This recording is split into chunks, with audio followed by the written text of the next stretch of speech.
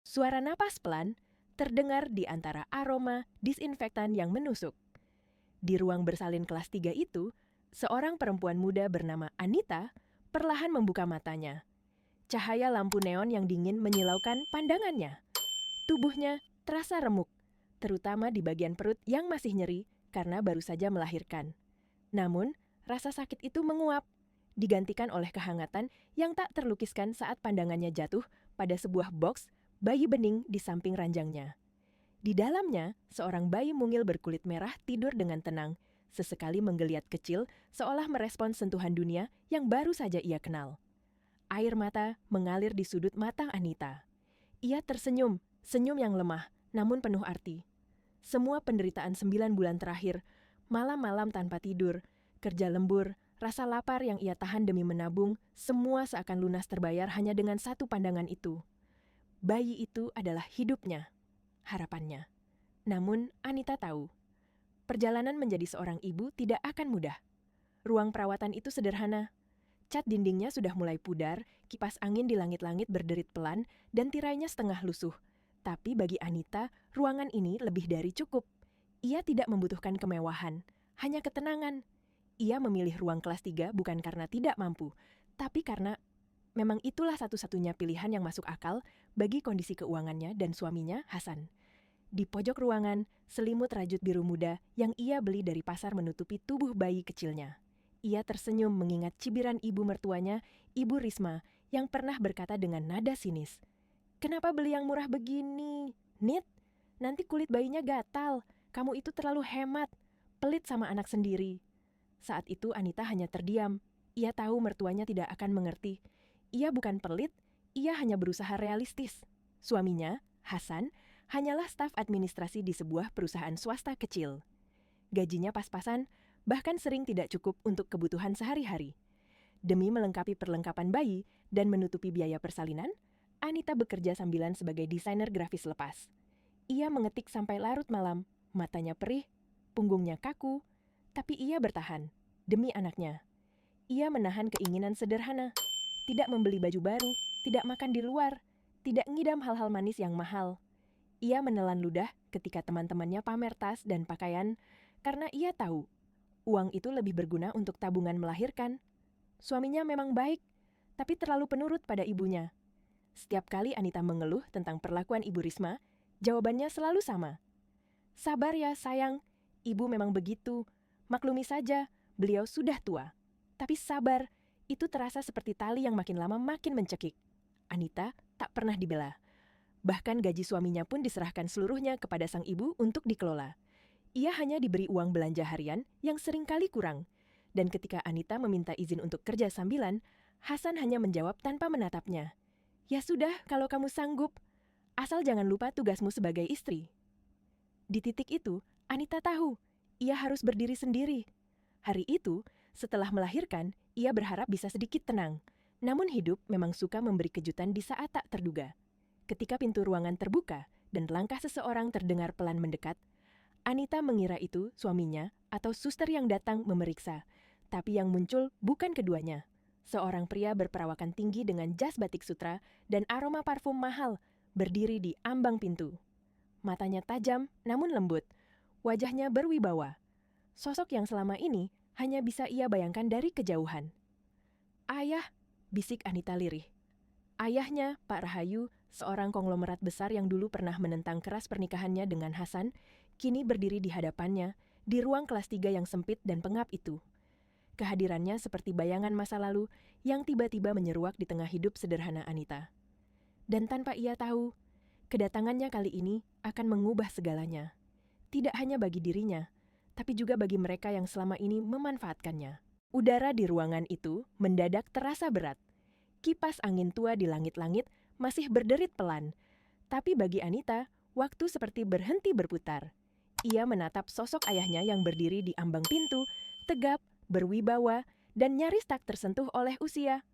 Pak Rahayu, pengusaha sukses dengan jaringan bisnis besar, pria yang dulu dengan tegas menentang keputusannya menikah dengan Hasan, kini hadir di ruang sederhana tempat ia baru saja melahirkan cucunya.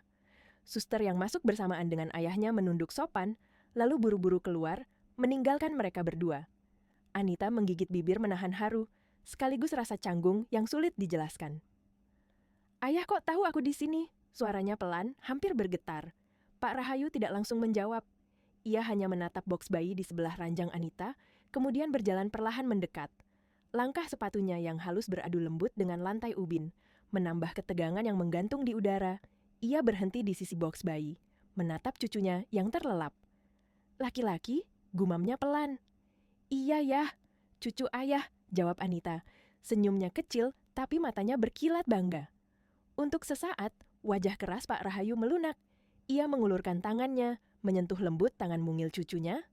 Namun, kehangatan itu hanya bertahan sebentar. Tatapan Pak Rahayu mulai beralih, menyapu seluruh ruangan. Ranjang besi yang catnya mengelupas, kipas berderit, selimut biru murah yang membungkus bayi kecil itu. Keningnya berkerut. "Kamu di ruangan ini?" tanyanya datar. "Iya ya, yang penting bersih dan nyaman," jawab Anita cepat, berusaha menenangkan nada suaranya. "Selimut ini, kenapa kasar sekali bahannya?" "Aku beli di pasar ya, tapi lumayan hangat." Anita tersenyum canggung. "Diam." Pak Rahayu tidak bicara, tapi dari sorot matanya, Anita tahu ada sesuatu yang sedang bergolak di dalam diri ayahnya. Sesuatu antara kecewa, marah, dan tidak percaya. Akhirnya, Pak Rahayu menarik napas panjang, lalu berkata pelan namun tegas.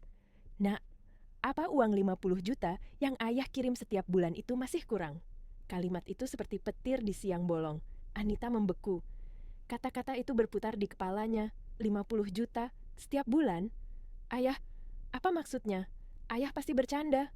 "Ayah tidak pernah bercanda soal uang, apalagi untuk anak ayah satu-satunya." Suara Pak Rahayu meninggi sedikit. Anita menatap ayahnya dengan mata membulat. "Ayah, aku tidak pernah menerima uang sebanyak itu. Aku pakai uang tabunganku sendiri dari kerja freelance. Semua ini aku bayar sendiri." Hening panjang menyelimuti ruangan. Kipas angin seolah berhenti berputar, dan hanya suara detak jantung Anita yang terdengar di telinganya sendiri. Wajah Pak Rahayu perlahan memerah, bukan karena lelah, tapi karena amarah yang menahan diri untuk tidak meledak. Ia tahu sekarang, ia mengerti semuanya. Wajah putrinya yang pucat, tubuhnya yang kurus, perlengkapan bayi yang murah. Semua itu kini punya penjelasan yang menyakitkan. Lalu, suara langkah dan tawa keras terdengar dari luar koridor. Tawa yang riang, sombong, dan tak tahu malu. "Hahaha, Mas Hasan ini bisa saja. Nanti kita beli tas yang lebih bagus lagi ya, Mas." Pintu kamar terbuka, dan masuklah dua orang yang membuat darah Pak Rahayu berdesir panas, Hasan dan Ibu Risma, membawa kantong belanja dari butik-butik mahal. Tawa mereka mendadak terhenti. Begitu mata mereka bertemu dengan tatapan tajam Pak Rahayu, dunia seperti membeku. Tas-tas mahal yang mereka genggam bergoyang pelan, seolah ikut gemetar. Wajah Ibu Risma yang semula cerah kini memucat, sementara Hasan berdiri kaku seperti anak kecil ketahuan berbohong. Ketenangan yang tadi ada di ruangan itu lenyap seketika. Yang tersisa hanyalah keheningan yang penuh dengan bahaya. Suasana di ruangan itu membeku.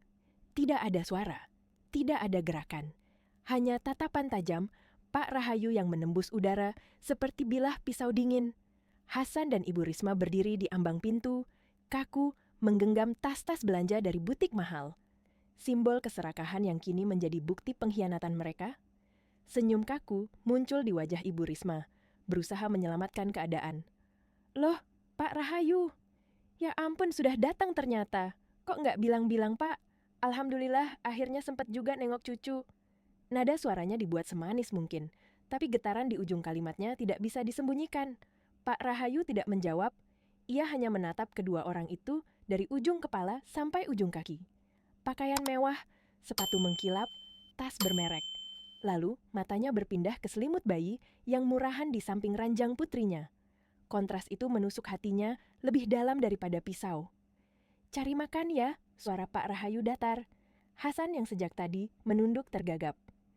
"Iya Pak, kami habis makan di luar sebentar." "Makan di luar?" Suara Pak Rahayu meninggi sedikit. "Atau belanja di butik mahal?" Tatapannya beralih pada tas-tas kertas bermerek yang berserakan di lantai. Wajah Hasan seketika pucat. Ibu Risma buru-buru menimpali. "Oh, itu titipan teman Pak. Sekalian lewat, ya kami bawakan." Hehehe. Tapi tidak ada satupun yang tertawa. Anita menatap suaminya dengan bingung. Mas, apa maksud ayah barusan? Uang 50 juta setiap bulan? Hasan tidak menjawab. Ia menunduk, bibirnya bergetar. Pak Rahayu mengambil langkah maju, setiap langkahnya menimbulkan gema yang membuat jantung Hasan berdegup semakin kencang. Saya tanya sekali lagi, katanya perlahan namun tajam. Selama 3 tahun pernikahan kalian, di mana uang 50 juta yang saya kirim setiap bulan untuk putri saya? Suara itu bagai dentuman petir yang menyambar dada Anita. 3 tahun, 50 juta setiap bulan. Berarti hampir 2 miliar. Hasan menelan ludah. Uangnya dipakai untuk kebutuhan rumah tangga, Pak, katanya terbata. Untuk cicilan rumah, mobil, sama kebutuhan lain.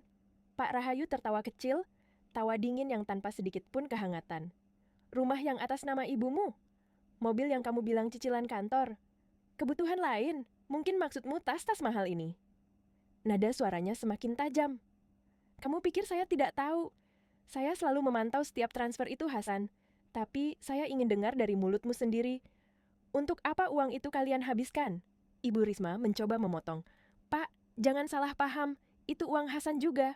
Anak saya kerja keras tiap hari. Wajar dong kalau dia ingin bahagiakan ibunya. Pak Rahayu menatapnya tajam. Berbakti dengan uang hasil menipu istri sendiri? Menipu apa, Pak? Sergah Ibu Risma sengit. Itu uang suaminya. Haknya Hasan. Kalau memang untuk Anita, kenapa Bapak tidak kirim langsung ke rekeningnya? Untuk pertama kalinya, Pak Rahayu meninggikan suara. Karena saya percaya pada suaminya. Saya pikir dia laki-laki yang bertanggung jawab. Ia berhenti sejenak. Matanya berkilat penuh amarah. Ternyata saya salah. Anita menggigil. Ia menatap suaminya. Matanya basah. Suaranya nyaris berbisik. Mas, jadi semua waktu itu, aku kerja siang malam, sampai aku hampir pingsan, karena kamu... Hasan buru-buru memotong. Nit, bukan begitu. Aku cuma nurut ibu. Nurut? Anita tertawa getir.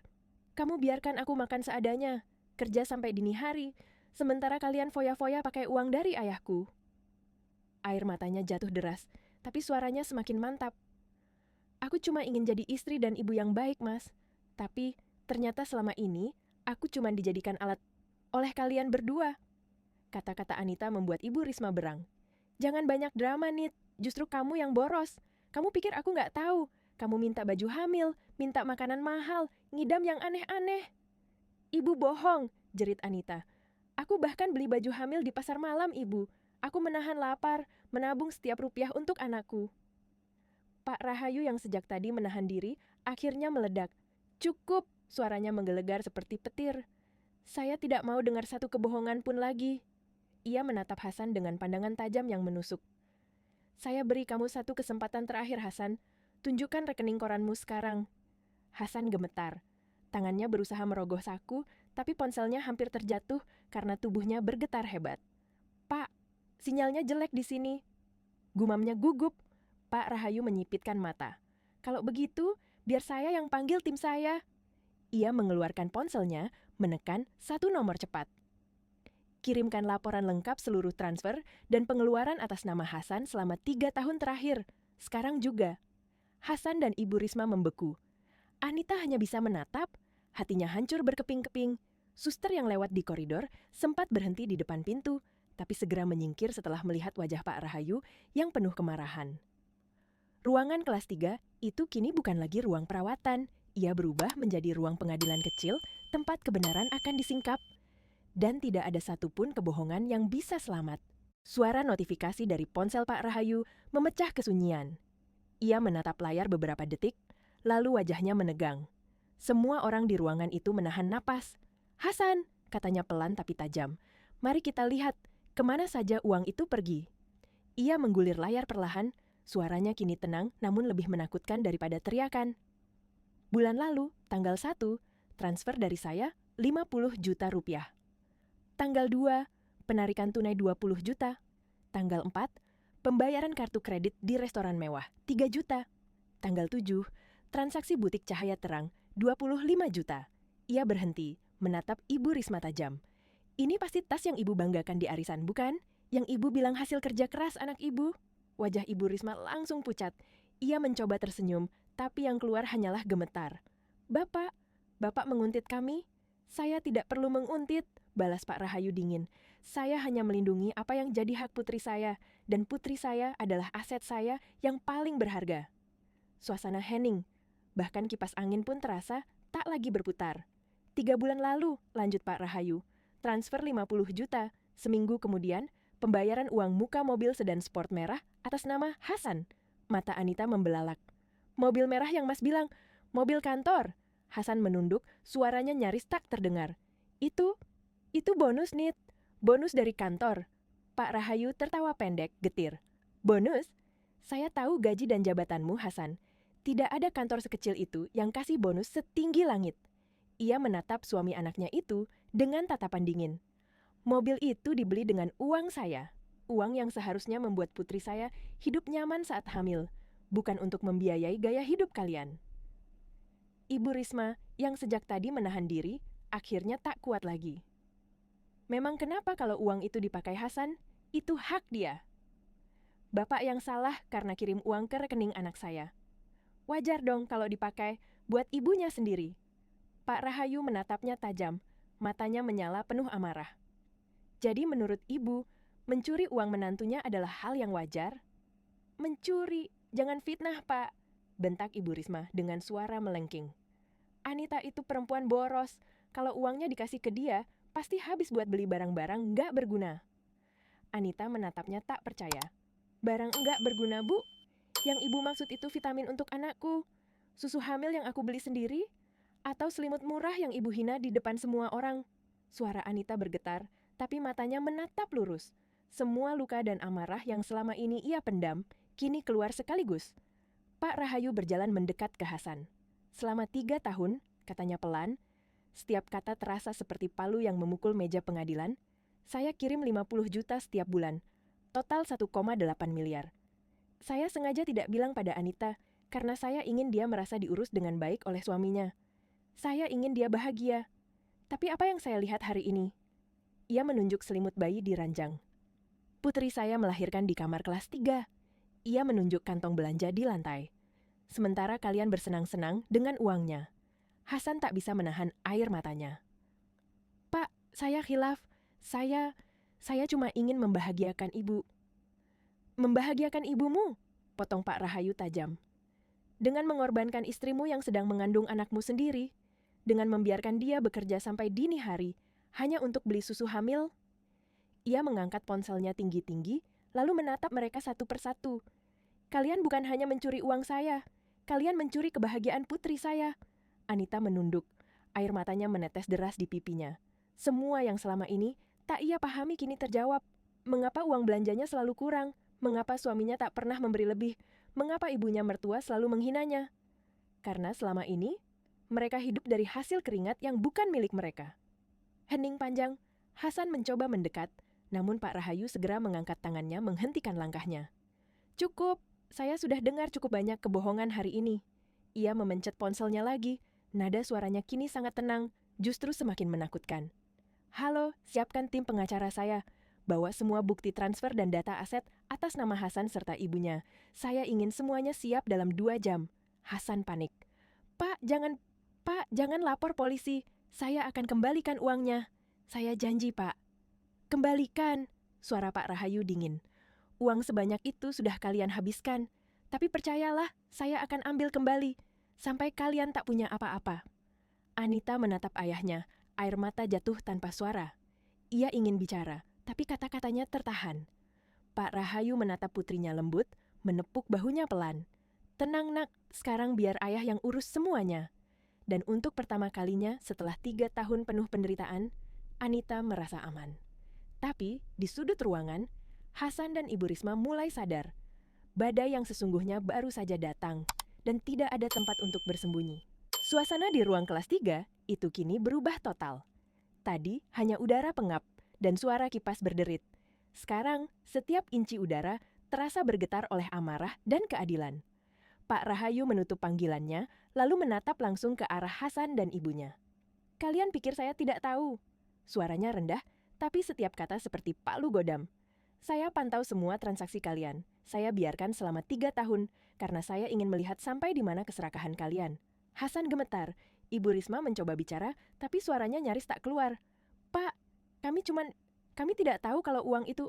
Sudah, potong Pak Rahayu keras. Jangan pura-pura tidak tahu. 3 tahun, Hasan. 3 tahun anak saya hidup hemat, menahan lapar, bekerja malam-malam, sementara kamu dan ibumu menikmati uang yang seharusnya membuat dia nyaman. Ia melangkah ke arah mereka. Hasan mundur 2 langkah. Kalian bukan hanya menipu anak saya, kalian menipu saya. Dan tidak ada orang yang menipu saya tanpa membayar harga. Di saat itu, pintu ruangan terbuka. 2 pria berjas hitam masuk, wajah mereka serius. Salah satunya membawa map tebal. Laporan lengkap, Pak, ucap salah satu dari mereka singkat. Pak Rahayu mengambil map itu dan melemparkannya di meja kecil di samping tempat tidur Anita. Kertas-kertas berhamburan menampilkan bukti transfer, laporan pengeluaran, dan kepemilikan aset. Anita menatap bukti-bukti itu dengan mata basah. Ia membaca angka-angka yang selama ini hanya menjadi misteri. 50 juta. Setiap bulan. Dan di depannya, suami serta ibu mertuanya berdiri membisu. 2 orang yang selama ini membuatnya merasa bersalah karena tidak cukup berhemat. Perlahan, tubuh Anita bergetar. Tapi kali ini bukan karena lemah, melainkan karena amukan yang sudah lama terpendam. Mas, suaranya pelan, tapi tajam. Saat aku hamil 7 bulan, aku minta uang untuk beli susu hamil cuma 200.000 rupiah. Ibu bilang tidak ada uang. Kamu diam saja. Kamu tahu, kan, waktu itu di rekeningmu ada uang miliaran dari ayahku? Hasan menunduk dalam. Air matanya menetes, tapi tidak ada lagi simpati yang tersisa di ruangan itu. Jawab, Mas, desak Anita. Hasan hanya mengangguk pelan, seperti anak kecil ketahuan berbohong. Dan malam-malam aku lembur, punggungku sakit, aku tetap kerja karena merasa kasihan sama kamu. Kamu tahu, aku kerja sambil hamil besar, demi tabungan persalinan. Tapi ternyata, kamu pakai uang dari ayahku buat beliin tas baru buat ibu. Suaranya pecah, tapi air matanya berhenti. Yang tersisa hanya tatapan kosong yang berubah menjadi ketegasan. Pak Rahayu berdiri di samping putrinya. Ia menatap Anita penuh kebanggaan sekaligus rasa iba. Nak, sekarang ayah mau tanya. Suara Pak Rahayu kini jauh lebih lembut. Setelah semua yang kamu tahu, kamu masih mau melanjutkan pernikahan ini? Hening, seluruh ruangan sunyi. Bahkan napas pun terasa berat. Anita menatap ayahnya, lalu menatap bayinya yang sedang tidur tenang di boks kecil. Kemudian, pandangannya beralih pada suaminya yang kini berlutut di lantai, tubuhnya gemetar, wajahnya basah oleh air mata dan keringat. Ayah, katanya perlahan, tapi mantap. Aku sudah punya jawaban. Bawa aku dan anakku pergi dari sini, sekarang juga. Ibu Risma terlonjak. Apa? Kamu mau pergi? Aku mau cerai, jawab Anita tenang. Hasan spontan berteriak, suaranya penuh kepanikan. Nit, jangan. Ini semua salah paham. Aku cuma... Diam, potong Anita. Kamu biarkan aku hidup seperti orang miskin, sementara kamu menikmati uang yang bukan hakmu. Kamu sebut itu cinta? Wajah Hasan hancur. Tapi bagi Anita, sudah tidak ada lagi cinta yang tersisa untuk diselamatkan. Pak Rahayu mengambil ponselnya, menekan 1 nomor.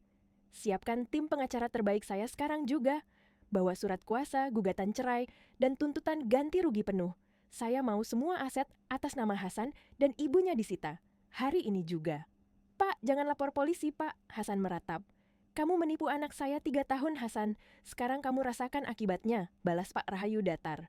Dalam hitungan menit, 3 orang pria masuk, tim pengacara. Mereka berpakaian rapi, membawa map, dan berbicara dengan nada profesional. Selamat siang, Pak Rahayu. Semua dokumen sudah siap. Hasan dan Ibu Risma ternganga. Kami mewakili klien kami, Pak Rahayu dan Ibu Anita. Anda berdua hanya punya 2 pilihan, kata salah satu pengacara dengan suara dingin. Tanda tangani semua surat pengakuan dan penyerahan aset, atau kami proses ke pidana malam ini juga. Apa? Ini rumah tangga kami. Bapak nggak bisa ikut campur, teriak Ibu Risma histeris. Rumah tangga? Yang kalian sebut rumah tangga itu penipuan, kata Pak Rahayu. Kalian bukan keluarga, kalian pencuri. Hasan berlutut, menangis keras. Pak, ampun. Saya janji akan berubah. Saya janji akan kembalikan uangnya. Uang bisa kembali, balas Pak Rahayu tajam. Tapi kepercayaan tidak akan pernah. Anita menatap suaminya untuk terakhir kali. Wajah itu, yang dulu ia cintai, kini hanya memunculkan satu rasa, muak. Jangan sentuh aku lagi, Hasan, katanya pelan. Mulai sekarang, aku bukan istrimu lagi. Hasan mencoba mendekat, Tapi asisten pribadi Pak Rahayu menahannya. "Tuan, tolong jaga jarak Anda." "Lepas aku, itu istriku," raung Hasan. "Bukan lagi," bentak Pak Rahayu. Anita mengambil bayinya, memeluknya erat. "Ayo ya," katanya dengan suara mantap. "Aku sudah siap pergi." Pak Rahayu menatap putrinya. Matanya lembut tapi tegas. "Baik nak, hari ini kamu dan anakmu akan meninggalkan tempat ini. Dan mulai hari ini, kamu tidak akan pernah lagi menangis karena mereka." Pintu ruangan terbuka. 2 satpam rumah sakit berdiri siap, sementara perawat membawa kursi roda dan perlengkapan bayi. Hasan berteriak dari belakang, "Nit, maafkan aku. Jangan pergi. Aku cinta kamu." Anita berhenti sejenak di ambang pintu, lalu menatap ke belakang, hanya sekali. "Kalau itu cinta Mas, kenapa rasanya selalu menyakitkan?" Ia memalingkan wajah. "Jalan," katanya pada perawat. Kursi roda perlahan bergerak meninggalkan ruangan. Di belakangnya, Hasan jatuh berlutut di lantai, menangis keras. Sementara Ibu Risma berdiri terpaku, wajahnya kosong, kehilangan semua gengsi dan harga diri. Pintu ruangan tertutup, dan dengan itu berakhir pula babak kelam dalam hidup Anita. Tapi di luar sana, sebuah awal baru sudah menunggunya. Pintu lift, rumah sakit, tertutup pelan, meninggalkan suara tangisan Hasan di belakang. Di dalam lift, VVIP, yang beraroma lembut lavender dan antiseptik mahal, Anita duduk di kursi roda dengan bayinya di pangkuan. Tangannya gemetar, tapi matanya tidak lagi kosong. Ia menatap wajah mungil anaknya. Wajah yang mengingatkannya bahwa semua penderitaan itu tidak sia-sia. Pak Rahayu berdiri di sampingnya, satu tangan di bahu putrinya. Tidak ada kata-kata di antara mereka, hanya keheningan, tapi keheningan yang hangat, penuh perlindungan. Ketika pintu lift terbuka, Anita tertegun. Yang menyambutnya bukan koridor biasa, melainkan lobi pribadi mewah dengan karpet tebal dan cahaya kuning keemasan. Suster menyambut dengan senyum sopan. "Selamat datang Ibu Anita, kamar VVIP sudah siap." Mereka mendorong kursi roda menuju ruangan yang begitu luas, hingga terasa seperti suite hotel bintang 5. Ada sofa empuk, tirai tebal berwarna gading, dan jendela besar dengan pemandangan kota di bawah sinar sore. Di sudut ruangan, sebuah box bayi dari kayu solid telah disiapkan, lengkap dengan perlengkapan premium, selimut kasmir, boneka lembut, dan aroma bedak bayi yang menenangkan. Anita menatap semuanya dengan perasaan campur aduk, antara tak percaya, terharu, dan lelah. "Terima kasih ya," katanya pelan. Pak Rahayu menatapnya lembut. "Kamu pantas mendapatkan semua ini, Nak. Sekarang, waktunya kamu istirahat." Saat perawat memindahkan bayinya ke box, Anita tiba-tiba menangis. Tangis yang pecah tanpa bisa ditahan. Ia menutupi wajahnya dengan kedua tangan. Bahunya bergetar hebat. Pak Rahayu berlutut di sampingnya, menatap wajah putrinya yang hancur namun kuat. "Menangislah nak, sudah selesai, tidak apa-apa." Tangis Anita kali ini bukan tangis kesedihan, tapi tangis kelegaan. Tangis dari seorang perempuan yang akhirnya bebas. Hari-hari berikutnya di kamar VVIP itu berjalan seperti mimpi. Anita mulai pulih, bukan hanya secara fisik, tapi juga batin. Sahabatnya, Sinta, datang setiap hari membawa tawa, makanan rumahan, dan dukungan tanpa syarat. Pak Rahayu memindahkan sebagian pekerjaannya ke ruang tamu kamar itu agar selalu dekat dengan cucunya.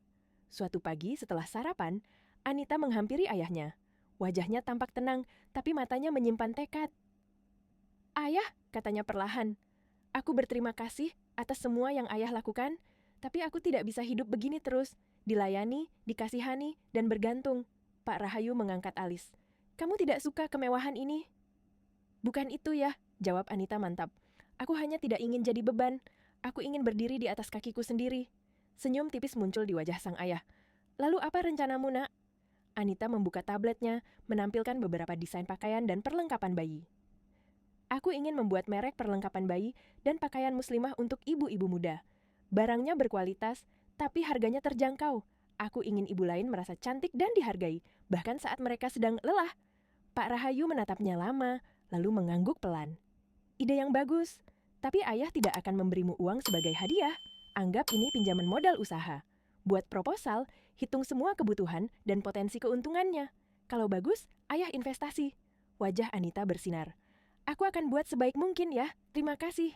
"Bagus, dan ajak Sinta jadi manajermu, dia teman yang setia dan pintar." Itulah awal dari Anita Apparels. 6 bulan berlalu, Anita menjalani hari-harinya sebagai ibu dan pengusaha. Tidurnya sedikit, tapi hatinya tenang. Setiap desain yang ia buat lahir dari pengalamannya, dari rasa sakit, cinta, dan perjuangan. Sementara itu, di sisi lain kota, Hasan dan Ibu Risma hidup dalam neraka yang mereka ciptakan sendiri. Rumah disita, mobil diserahkan, nama mereka tercoreng. Mereka tinggal di kontrakan kecil di pinggir rel kereta. Suara bising, bau got, panas menyengat. Hasan bekerja sebagai kuli angkut di pasar, sementara Ibu Risma menghabiskan hari mencuci dan menyesali hidupnya. Setiap malam mereka bertengkar, saling menyalahkan, saling menuduh. Dulu mereka punya uang, kekuasaan, gengsi. Sekarang, yang tersisa hanya rasa malu dan penyesalan.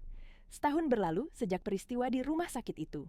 Hari ini adalah ulang tahun pertama Fajar, sekaligus ulang tahun pertama Anita Apparels. Tapi alih-alih pesta mewah di hotel, Anita memilih tempat lain, sebuah panti asuhan kecil di pinggir kota. Halaman sederhana dihiasi balon dan pita warna lembut. Anak-anak yatim tersenyum ceria, mata mereka berbinar melihat tumpukan hadiah dan kue besar di tengah ruangan. Anita berdiri di panggung kecil dengan gaun putih sederhana, anggun namun bersahaja. Ia memegang mikrofon dengan tangan yang kini kuat dan yakin. Hari ini, katanya lembut, aku bukan berbicara sebagai CEO Anita Apparels, aku berbicara sebagai Anita, seorang ibu dan seorang anak. Fajar adalah cahaya hidupku.